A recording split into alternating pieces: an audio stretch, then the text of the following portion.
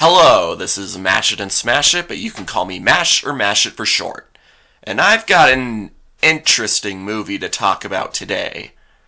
The New Gulliver is a 1935 stop-motion film based loosely on the famous novel Gulliver's Travels by Jonathan Swift. It was created by Alexander Patushko, a Soviet animator and filmmaker who specialized in stop-motion animation using puppets. The movie combines set animation with live action, as the animated puppet characters interact with a live actor, a young adolescent named Vladimir Konstantinov. This would be the only movie that Konstantinov would appear in, as he soon afterward joined the military in World War II, and was killed in combat in 1944 at the young age of 24. This is the first full-length stop-motion film, though not quite the first movie to use stop-motion, as it was preceded by The Lost World in 1925 and King Kong in 1933. It's also the oldest surviving animated film that has sound, being preceded only by the lost 1931 film Peloponnese. Gotta mention Christiani at some point in every video. Also, The Tale of the Fox, which had audio and stop motion, was originally finished in 1930, predating even Peloponnese, but due to circumstances, its release was postponed until 1937. So due to this movie primarily starring a live actor who interacts with animated characters, and especially with the first 15 minutes and very end of the movie being all live action, I wasn't sure whether or not it should qualify for this series. I mean, I specifically stated in my introductory video that movies that are only partially animated while focusing on live actors should not qualify. But I figured that since about 90% of the movie is animated puppets, and since this was also an early pioneer for animated films, I should just let this one count. Besides, even the live action stuff is really cartoony. Just look at these kids applauding, the way the ship crashes into an island.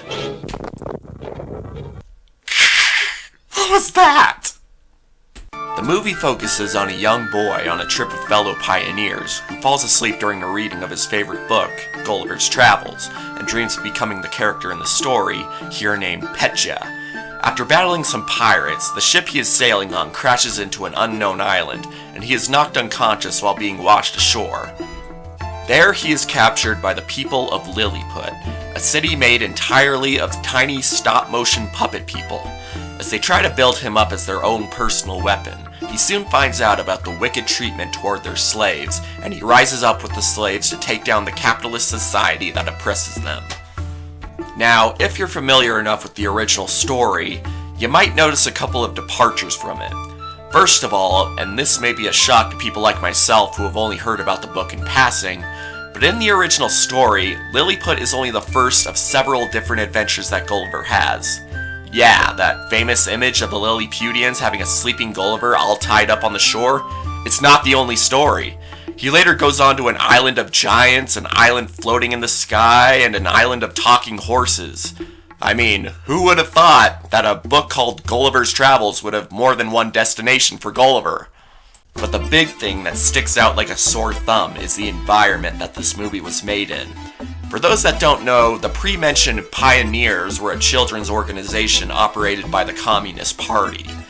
Yeah, remember when I said that Patushko was Soviet? Well, this movie was made during the golden age of the Soviet Union, after they overthrew the tyrannical monarchy that ruled over Russia. So with that in mind, the whole story about lower-class workers fighting back against an oppressive government creates a pretty heavy reflection on the nation that this was made in. Soviet Russia, little people step on you! Of course, considering where this history of communism soon led, this is a little troubling to watch.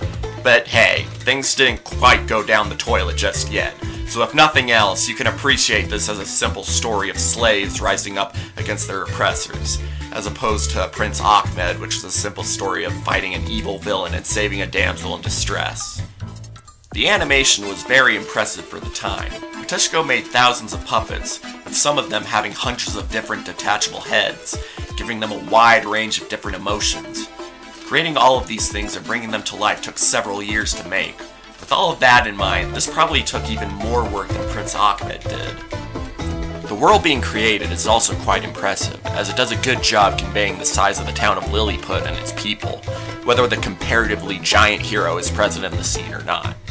Of course, that might partially have to do with the squeaky voices of the Lilliputians, which brings me to my main issue with the movie.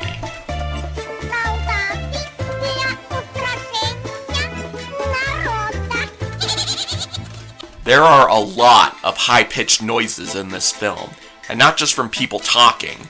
There are also a lot of high-pitched instruments playing throughout. It gets really grating, really fast. I don't know if this is going to be a regular occurrence when watching movies based on Gulliver's Travels. I know there's another animated adaptation of the story that I will surely be getting to real soon, but hopefully that one proves to be more audibly pleasing. Probably the worst part is this scene where this Lilliputian lady is singing opera. Yeah, that won't blow out anyone's eardrums, no sir!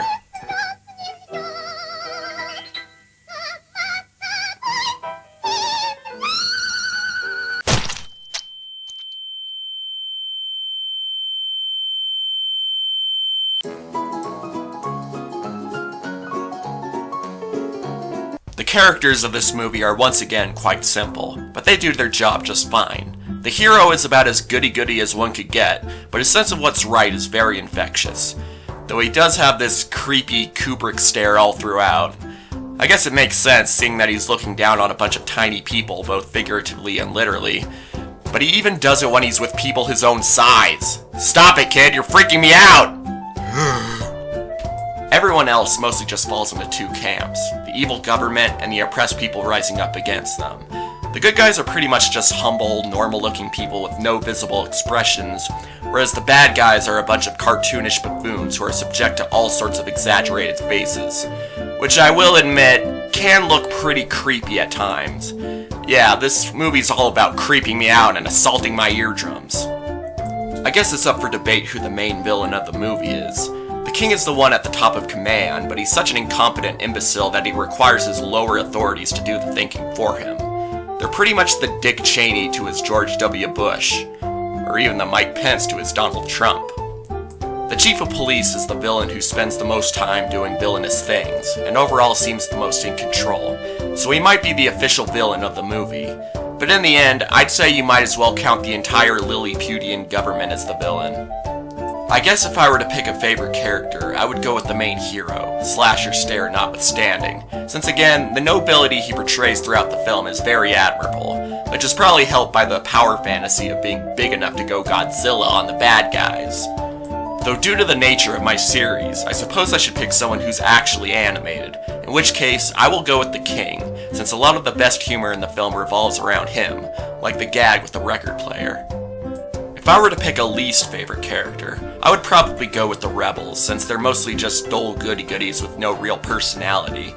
Doesn't help that their designs are incredibly jarring when compared to the opposition they are rising against. Of course, I could also give the title to that singer lady for bursting my eardrums. Shut up! That said, I'd probably say that the other musical numbers in the same scene are pretty enjoyable, both being very catchy, with the first having some visual charisma, and the other being a rousing call to action. Despite being a song representing communism, just pointing that out, I'd say these overall make up my favorite scene in the movie, high-pitched opera notwithstanding. Besides the opera, probably my least favorite scene in the movie is when the Lilliputian government is having a big meeting, and essentially get into a big fight. It's silly, kind of confusing, and drags out much longer than it needs to. The only thing I can think of that saves it is the pre-mentioned record player gag. Overall, this movie is an assault on the ears, and sometimes even on the eyes. That said, I do appreciate all the work that went into it. It's not a pretty movie like Prince Ahmed was, but it's not necessarily trying to be. The main purpose, besides possibly reminding the Soviets how awesome it was when they overthrew the Russian government, was to show the capabilities of stop-motion animation, and for that, they did a pretty good job. I actually would recommend this movie to anyone curious enough. You might find more to appreciate than I did, and be thoroughly entertained at the same time. Just don't wear headphones when listening to it. As for me, this was by no means a great film, but I still give it major points for what it managed to accomplish, and just how much ground it managed to break. I'd say that if it wasn't overly silly or annoying at parts, I'd rate it at the same level as Prince Ahmed. But in the end, it fell a little short of that. Good, but not great. But I will gladly take it over that god-awful Jack Black movie any day. So with that said, I'm giving the new Gulliver a 7 out of 10. This is Mash It and Smash It, signing off.